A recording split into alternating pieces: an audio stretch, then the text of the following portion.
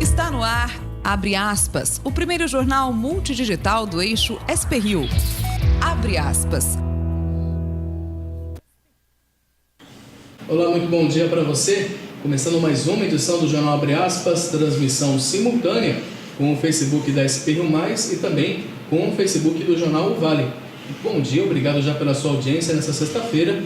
Aqui comigo nos estúdios, o diretor de jornalismo da emissora, José Guilherme Ferreira. Bom dia, Zé. Bom dia, Rodrigo. Bom dia, ouvintes. Hoje é sexta-feira, dia 28 de setembro de 2018, e nos destaques que você acompanha na edição de hoje, o presidenciável Jair Bolsonaro resolve suspender a agenda pública do seu vice, o general Mourão, após declarações controversas. Decisão do Supremo mantém o cancelamento de mais de 10 mil títulos de eleitores aqui da região do Vale do Paraíba. O Ministério Público aponta cartel de empresas em licitação da Prefeitura de Taubaté.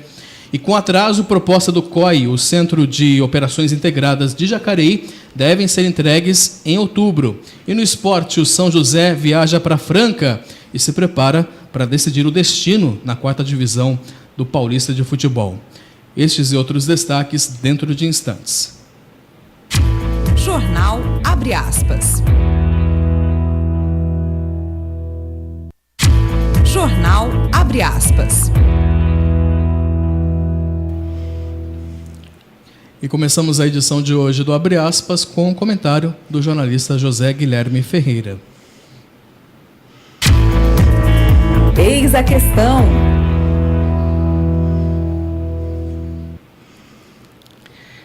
Vamos falar de agropolítica? Nós estamos em plena safra da jabuticaba. É uma fruta nativa da Mata Atlântica, sempre usada como metáfora do que só existe por aqui no Brasil, coisas boas e coisas ruins. O general Mourão, vice da chapa de Jair Bolsonaro, abusou da jabuticaba e levou ontem um puxão de orelha do próprio Bolsonaro. Broncas seguidas e não perde a pose. Lembrando, Mourão disse que 13º salário para trabalhador é jabuticaba. Diz ainda, como arrecadar 12 meses e pagar 13? Mourão errou também na metáfora, já que outros países pagam sim 13º, por força também de lei ou acordos trabalhistas. Não é, então, uma aberração brasileira. Bolsonaro, o capitão, foi rápido no gatilho. Disse no Twitter que a fala do general não só ofende a classe trabalhadora, como mostra que seu vice desconhece a Constituição. Não é preciso dizer que os adversários de Bolsonaro criticaram a fala de Mourão. Na verdade, comemoraram. Fala mais, Mourão. Várias centrais sindicais reagiram em documento diante da simples menção aos benefícios taxados de jabuticabas. Depois das declarações, o general foi colocado pelos coordenadores de Bolsonaro de castigo até o dia da votação do primeiro turno. Não querem mais correr riscos. Já fizeram isso com o coordenador econômico que andou falando pelos cotovelos e desistiu de algumas sabatinas. Os bolsonaristas não querem ver os índices das pesquisas baixarem por causa daqueles que estão fora do hospital. Eu acrescentaria que a jabuticaba da vez é outra. A jabuticaba é um capitão dar pito num general. A gente vai ver então esse trecho que causou muitas críticas, ao vice de Bolsonaro nas redes sociais. O trecho é de uma palestra que Mourão fez na Câmara dos Dirigentes Lojistas de Uruguaiana, no Rio Grande do Sul, na última quarta-feira. E temos algumas jabuticabas que a gente sabe que é uma mochila nas costas de todo empresário. Jabuticabas brasileiras, 13º salário. Se a gente arrecada 12, como é que nós pagamos 13? É complicado. E é o único lugar onde a pessoa entra em férias e ganha mais. É aqui no Brasil.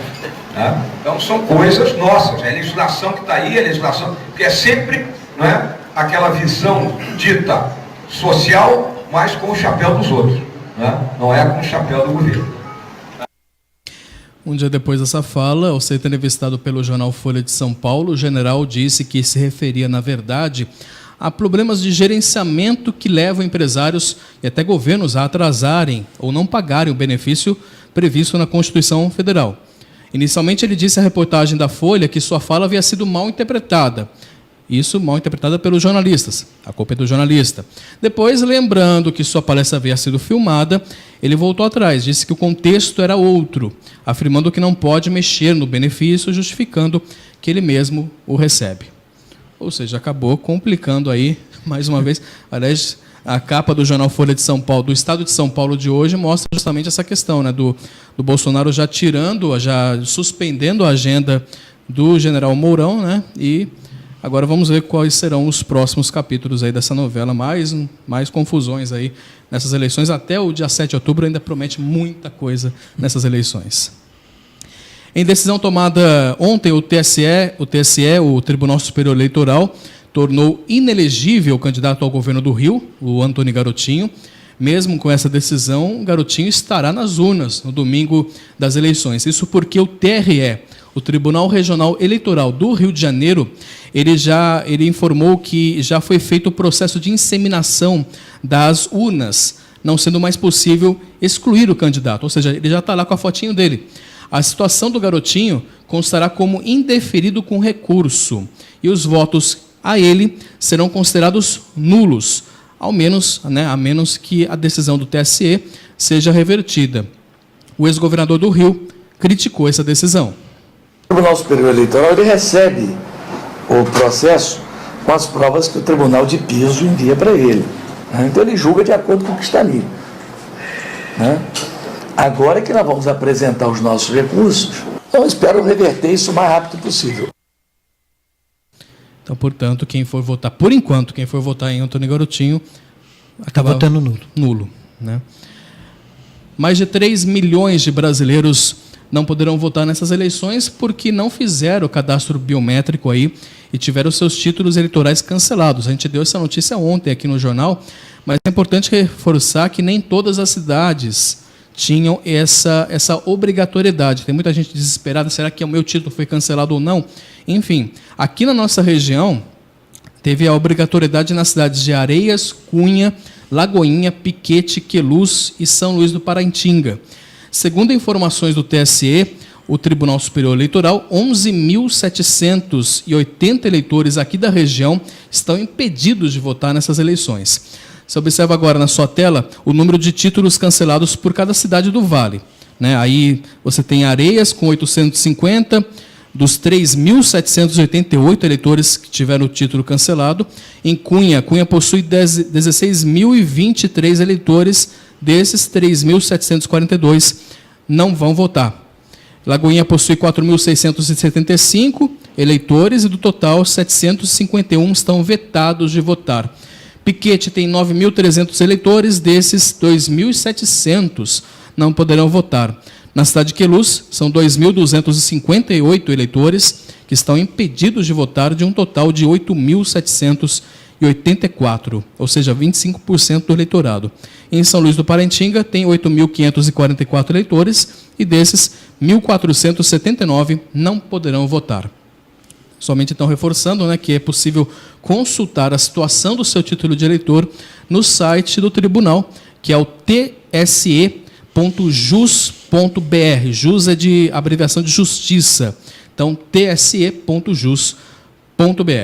E olha que o Tribunal Eleitoral fez campanha para que as pessoas fizessem a biometria, né? Não foi por falta de aviso, pelo menos. Às vezes por preguiça. Ou deixa para a última hora, acaba esquecendo do prazo. É típico do brasileiro, né? Típico nosso, né? Infelizmente. Então, apenas reforçando então, que nessa cidade, São José dos Campos, por exemplo, Taubaté, pode-se fazer a biometria, mas não é obrigatório, somente passará a ser obrigatório nas próximas eleições. Ainda nessa edição a gente volta a falar sobre as eleições de 2018, mas a gente permanece no cenário político, porque os deputados federais e os senadores de São Paulo, eles registraram 1.933 ausências nas sessões plenárias do Congresso entre 2015 e 2018. Do total de faltas, 670 não foram justificadas até o momento, segundo o levantamento feito aí pela ONG Ranking dos Políticos.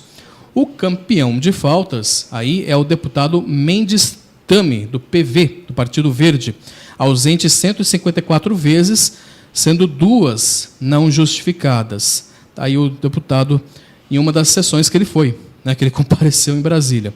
Guilherme Mussi, do PP, faltou a 146 sessões. 48 dessas sessões não foram justificadas pelo deputado do Partido Progressista, o PP, Guilherme Mussi. E o Sérgio Reis, do PRB, faltou a 105 sessões, 50 delas não foram justificadas. Não foram? Não foram justificadas. 50 delas não foram justificadas, tá? É só para corrigir até o meu próprio texto aqui. Não foram justificadas, né? Realmente fica aí os 3 campeões aí, né? O top 3 dos deputados que acabaram não justificando suas ausências, né, no Congresso Nacional. Os mais assíduos, aqueles que estiveram presentes em todas as sessões, que não se ausentaram, foram os deputados do PR, o Márcio Alvino e o Tiririca. Tiririca esteve aí comparecendo em todas as sessões aí do Congresso. É inacreditável, né, que um deputado falte mais de 150 vezes, né? Se fosse funcionário público, já estaria demitido, né? Enfim, se fosse qualquer tipo de funcionário de uma empresa...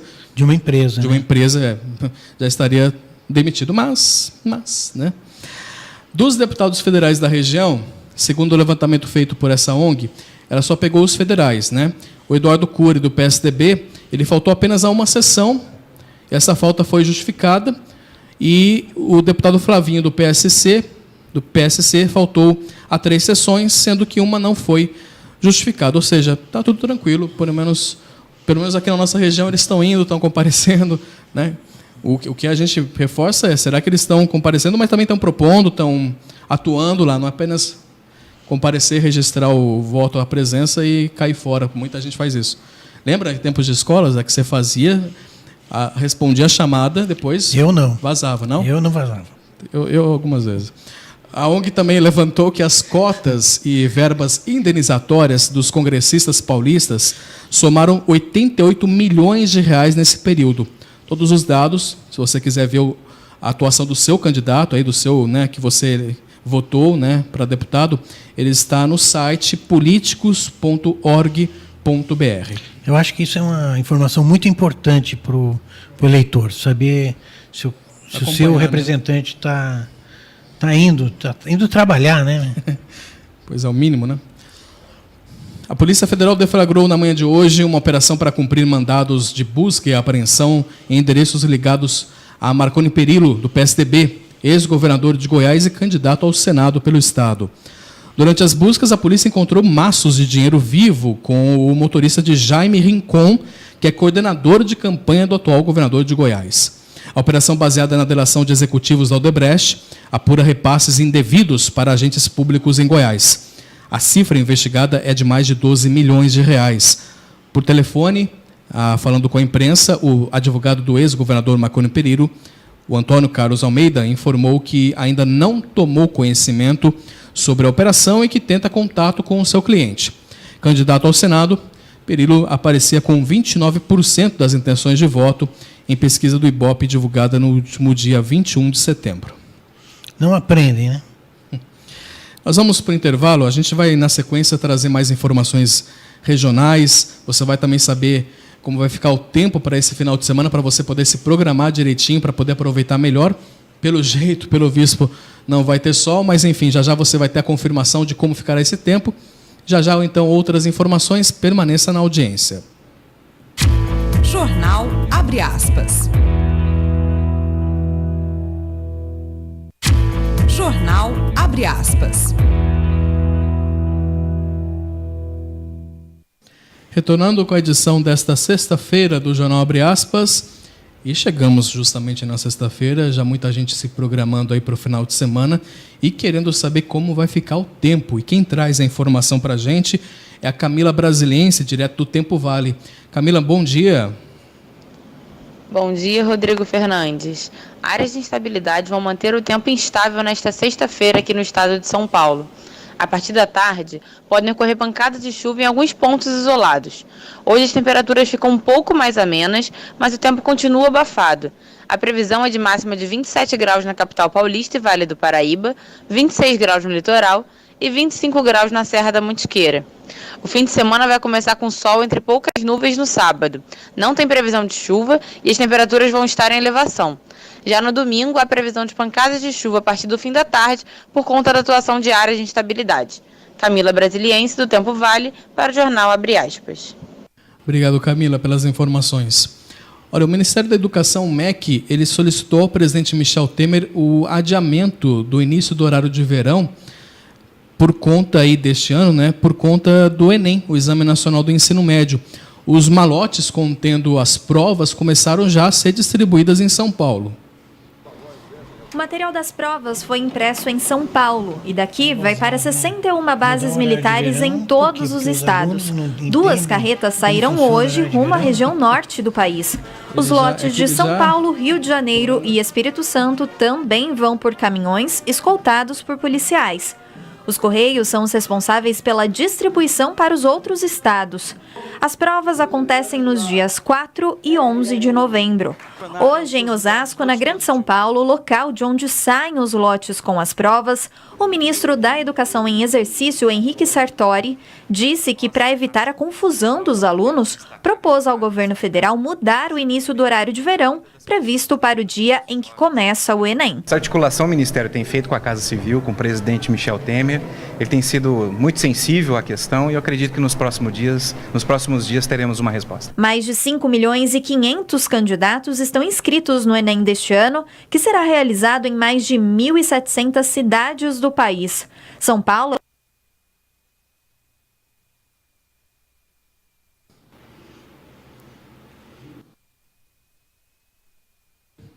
Muito bem, o retorno caiu, mas voltamos então aqui. Muito bem. Olha só, vamos dar sequência aqui às informações e indo agora para o cenário regional, as informações regionais. O Ministério Público denunciou 2 empresas de Taubaté por terem supostamente formado um cartel para fraudar uma licitação da Prefeitura.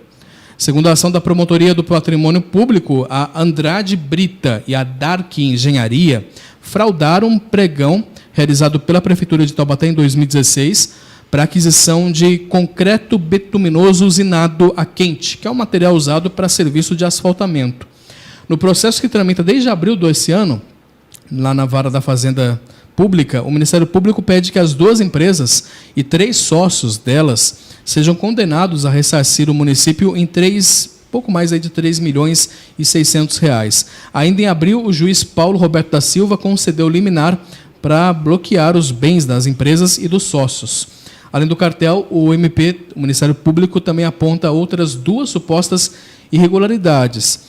O superfaturamento, já que a Dark teria cobrado quase 20% a mais do que a Prefeitura pagou a Andrade Brita pelo mesmo produto, e irregularidade nos atestados apresentados pela Dark, que competiu em lotes destinados a microempresas, embora não se enquadrasse nessa faixa, nessa categoria. Em nota, a Andrade Brita informou que ainda não foi notificada sobre a denúncia, mas alegou que, abre aspas, sempre trabalhou pautada dentro das leis vigentes, fecha aspas. A Dark não se pronunciou e a Prefeitura de Taubaté também não comentou o assunto. São José dos Campos começou a aplicar ontem um novo lote da vacina contra a meningite. Moradores relatam que a cidade estava sem doses da vacina há ao menos 8 dias. A Prefeitura informou que houve diminuição no repasse das doses feitas pelo Ministério da Saúde e que a atual quantidade ela é insuficiente para atender aí a demanda. O lote, segundo a Vigilância Epidemiológica do município, é insuficiente para a demanda mensal, que é de cerca de 5.000 doses. Em nota, a FUNED, que é fornecedora exclusiva da vacina contra a meningite ao Ministério da Saúde, informou que nunca houve relato de desabastecimento da vacina. A empresa informou ainda que a tecnologia de produção de vacinas é complexa e, por problemas de força maior, como a necessidade de adequações emergenciais na fábrica de produção da vacina na Europa, levaram aí à suspensão temporária da produção, que, consequentemente, levou a atrasos no fornecimento do volume total de vacinas. De acordo com a nota da empresa, a situação vem sendo regularizada. Falando das outras cidades aqui da nossa região, Jacareí informou que recebeu na quarta-feira 800 doses do governo do estado de São Paulo e, a partir de segunda-feira, todas as unidades de saúde vão oferecer essas doses normalmente. Em Taubaté, a prefeitura informou que as vacinas contra a meningite se esgotaram no final de agosto e a vigilância epidemiológica do município aguarda uma posição da regional do Grupo de Vigilância do Estado para o envio de uma nova remessa de doses. Em Pindamonhangaba, a prefeitura informou que ontem recebeu um novo lote com 300 doses dessa vacina. O índice normal de doses recebidas no município é de 1.000 vacinas. É engraçado, né? Porque a nota da FUNED, ela informa que nunca houve relato de desabastecimento. Depois ela informa que houve atraso. Então ela se contradiz. É meio contraditório isso aí. 74 empresas manifestaram interesse na licitação para a implantação do COI, o Centro de Operações Integradas, em Jacareí, segundo a Prefeitura. A conclusão da concorrência, no entanto, vai demorar mais do que o previsto.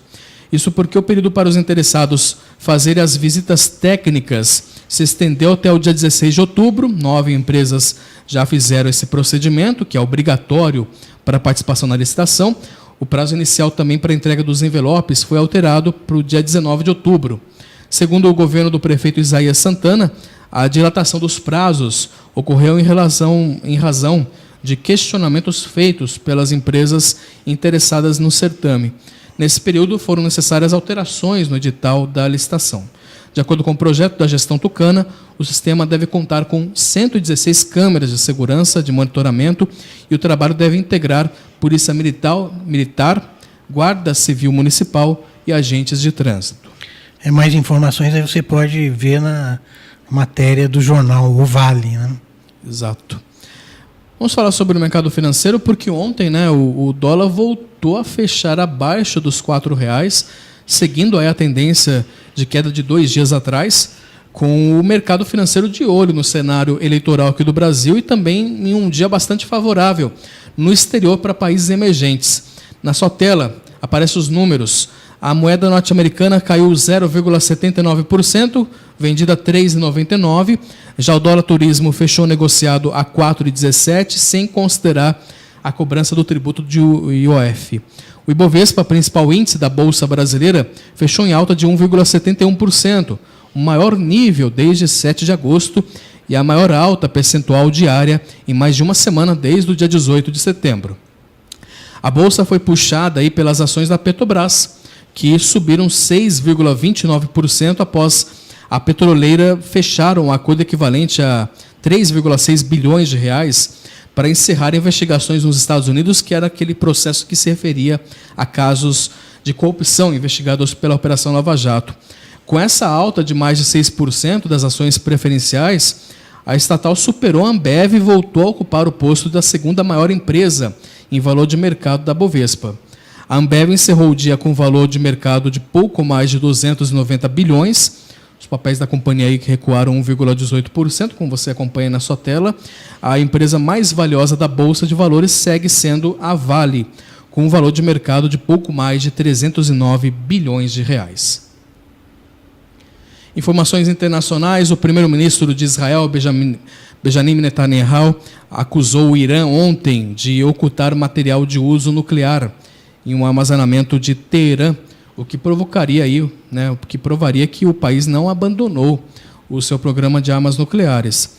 O primeiro-ministro pediu que a Agência Atômica da ONU realize inspeções imediatas em um local conhecido por Israel. Netanyahu ele revelou em abril que disse ser uma série de documentos que mostravam um programa de armas nucleares iraniano secreto, antes da decisão dos Estados Unidos de se desligarem do acordo nuclear de 2015 com o Irã. E uma viagem curiosa e impressionante até, viu? Uma imagem, né, curiosa e impressionante. Um avião saiu da pista do aeroporto e foi parar no mar. Pessoas que testemunharam o acidente postaram imagens, vídeos nas redes sociais desse avião, já parcialmente submerso nas águas. O Boeing da companhia aérea Air Niugini de Papua Nova Guiné saiu da pista do aeroporto Veno e foi parar no mar de Chuuk, uma das 4 ilhas-estado que formam a Micronésia no Pacífico. Pescadores que estavam no local usaram seus próprios barcos aí para ajudar a resgatar os passageiros. O avião estava pousando, né, quando sofreu esse acidente. E aí trouxe várias imagens aí das pessoas pela internet. Segundo o porta-voz da administração do aeroporto, havia 36 passageiros e 11 tripulantes a bordo. Ninguém ficou ferido, mas informações atualizadas dão conta que tem algumas pessoas que sofreram que requerem alguns cuidados. Então, portanto, informação apenas atualizada, mas a imagem também impressiona, o avião acaba caindo no mar. Essas imagens vão estar no novo site, né, da SPU+. Você pode rever até, né? Está lá já, na verdade, né? É um novo site, já. Não é isso, Rodrigo? É o sprumais.com. Novo layout, está melhor organizado para você poder acompanhar e buscar as informações, dividido direitinho nas categorias, enfim, está bonito o site. Acesse, confira esse site, sprumais.com.br, lá você clica e você vê essas imagens aí, até tem algumas fotos também desse acidente aí, de outras informações, tanto aqui da nossa região, como também do Brasil, do mundo, bem bacana. Fora também que todas as entrevistas, todo o conteúdo feito aqui, está na íntegra lá no nosso site, também você acompanha lá. Sim, por exemplo, as entrevistas com todos os candidatos aqui da região. Que a gente segue semana que vem, mas todos os demais aí anteriores já estão lá no nosso site. Bom, nós vamos para o intervalo.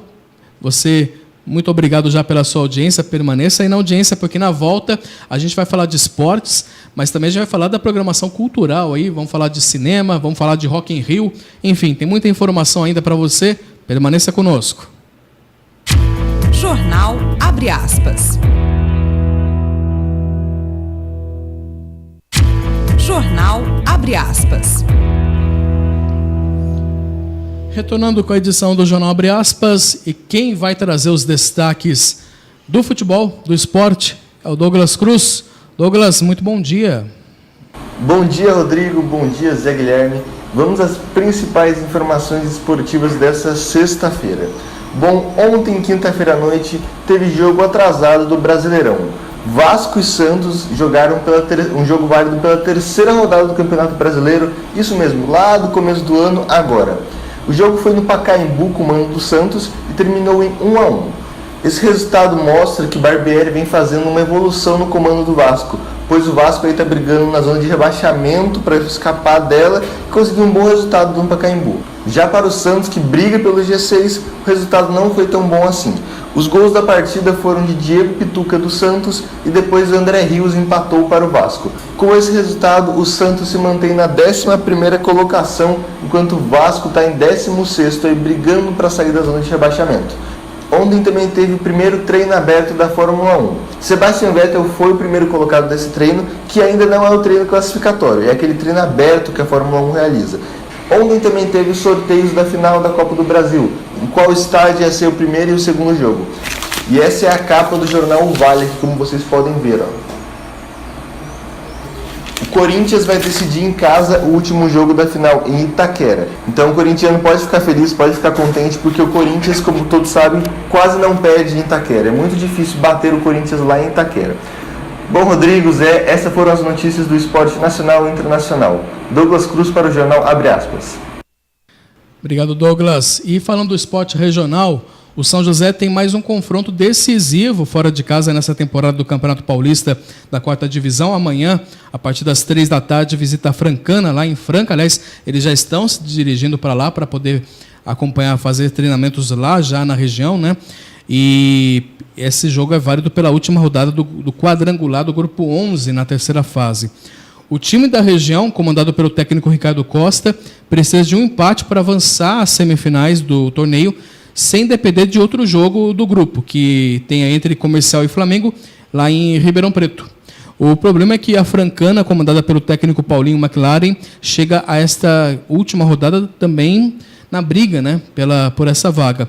Em caso de derrota, a Águia do Vale dependerá de um empate em Ribeirão Preto ou vitória do Flamengo por pouca vantagem aí de gols. Com 9 pontos, o São José é o líder isolado aí do grupo 11, porém a chave está bastante embolada, né? Isso faz com que todos os outros 4 times chegam à última rodada com chances de classificação. Para o jogo de amanhã, o São José não tem ninguém suspenso. O zagueiro Rafael, porém, ainda é dúvida por conta aí de uma lesão sofrida no jogo passado. Boa sorte aí para bons treinos agora para hoje. Boa sorte para o São José, que encara aí esse desafio para seguir para a semifinal do Campeonato Paulista. Mudando de assunto, vamos falar sobre Rock in Rio. Foi anunciado a data e o início de vendas dos ingressos para o Rock in Rio 2019. O festival ocorrerá nos dias 27, 28 e 29 de setembro e 3, 4, 5 e 6 de outubro do ano que vem. O que já se sabe é que as bandas Iron Maiden, Scorpions, Megadeth e Sepultura foram anunciados como atrações do Dia do Metal do Rock in Rio 2019. Eles irão se apresentar no dia 4 de outubro. Esse vídeo que você está vendo aí é da apresentação do Iron Maiden na edição do Rock in Rio de 2013. E eles estão tocando Fear of the Dark.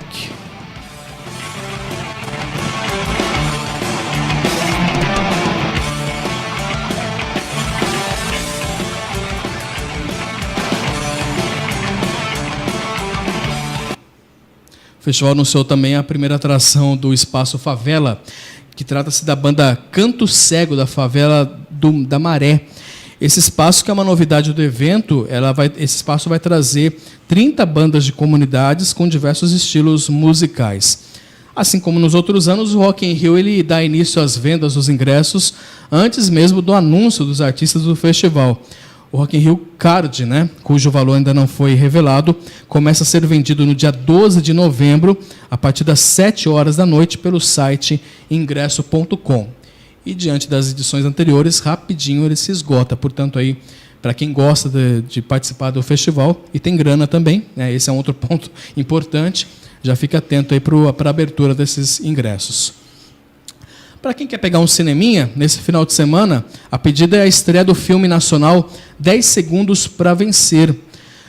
Trata-se de uma cinebiografia do boxeador Éder Joffre, conhecido aí como Galinho de Ouro, por ter sido eleito o maior peso galo da história do boxe. Quem interpreta o personagem principal é o ator Daniel de Oliveira. No elenco também tem o ator Osmar Prado, vivendo o pai de Éder Joffre. O filme, dirigido por José Alvarenga Júnior, narra a trajetória de Éder até ele se tornar um dos maiores boxeadores de todos os tempos, quando se consagrou campeão mundial em 1961 nos Estados Unidos. E para quem gosta de super-herói, filme de super-herói, ontem foi lançado o trailer de X-Men Fênix Negra, o novo filme da franquia X-Men, que traz Sophie Turner no papel principal. O filme apresenta os conflitos da personagem Jean Grey desde a infância. Em Fênix Negra, os X-Men enfrentam seus inimigos mais poderosos e um deles é a Jean Grey. A Sophie interpretou a versão jovem da Jean Grey em X-Men Apocalipse e assume agora a identidade da Fênix, nesta que é a adaptação para os cinemas de uma história, uma das histórias mais cultuadas dos mutantes nos quadrinhos. Esse aí você está na fila, né? É um dos que eu estou na fila. Meu lado geek, nerd, acaba aflorando quando vejo esses trailers aí.